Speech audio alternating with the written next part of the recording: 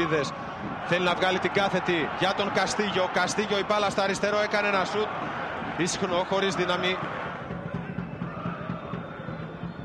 Γρήγορα για τον Καμαρά ο Άντι. Σενεγαλέος αφήνει στο Χαριστέα, θα κάνει το πρώτο σουτ του Πανετολικού στο παιχνίδι στην αγκαλιά του Βελίδη.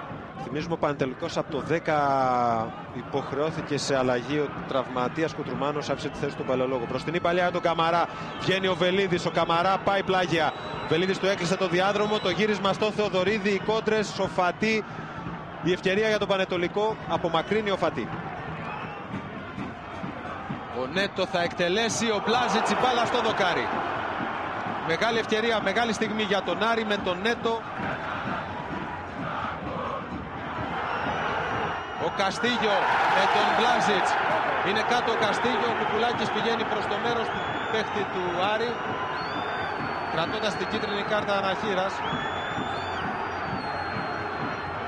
Την δείχνει εκτιμώντας ότι ο Μεξικανός πήγε να τον κοροϊδέψει στην προηγούμενη φάση, να εκβιάσει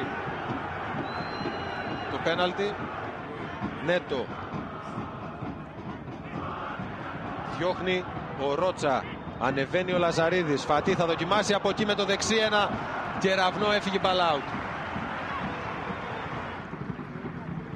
Ρότσα για τον Καμαρά.